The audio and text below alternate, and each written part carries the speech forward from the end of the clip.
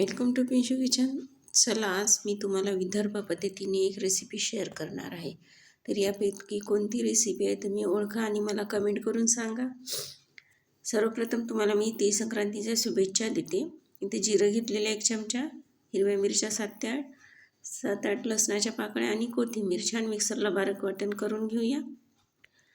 छान वाटून घेतलेलं आहे. मी तुमच्यासोबत तिळाच्या पोळीची रेसिपी शेअर केलेली आहे. एकदा तुम्ही तो व्हिडिओ बघा आणि आवडल्यास सबस्क्राईब करा, लाईक करा आणि कमेंट करायला विसरू नका. तेल टाकलेलं आहे मी कढईमध्ये. छान तेल गरम झालं. 1 चमचा मोहरी. आता त्याच्यात आपण हे लसण, जिरे, मिरची आणि कोथिंबीरचा पेस्ट टाकलेला आहे. मिरच्या तुम्ही तिखट आवडीनुसार कमी जास्त करू शकता. धनेपूड, हळद अर्धा चमचा. छान परतून घेतलं 2 मिनिट आणि एक मिक्सरचं पातेलं भांडं टाकायचं आहे. ते धुतल्या जाते छान. बघा अशा प्रकारे. त्याची लिंक तुम्हाला देते डिस्क्रिप्शन बॉक्समध्ये. तिळाच्या पोळीची रेसिपी शेअर केलेली आहे. मीठ टाकायचं चवीनुसार आणि बेसन घेतलेलं आहे 1 प्लेट छोट्या प्लेटनी.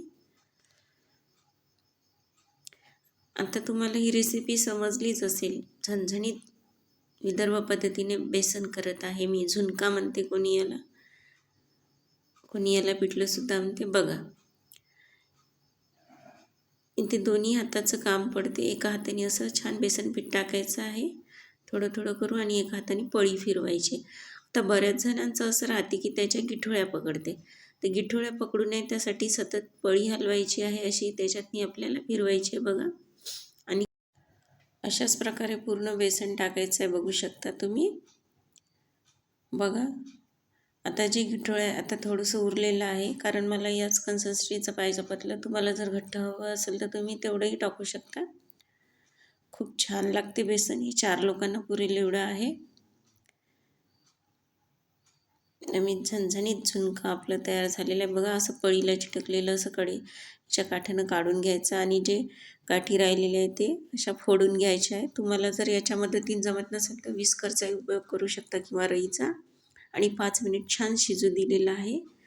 झणझणीत आपलं झुणका बेसन तयार झालेलं आहे. तुम्ही याला काय म्हणता मला कमेंट करून सांगा आणि आवडल्यास सबस्क्राईब करायला विसरू नका प्लीज. चपाती, भाकरी, फिकी खिचडी याच्यासोबत खूप छान गरम गरम लागते आणि त्याच्यासोबत कांदा. आवडल्यास सबस्क्राईब करा, लाईक करा आणि शेअर करा मित्रमंडळीसोबत. मी तुमच्यासोबत तिळाच्या पोळीची रेसिपी शेअर केलेली आहे. त्याची लिंक खाली देते मी. धन्यवाद.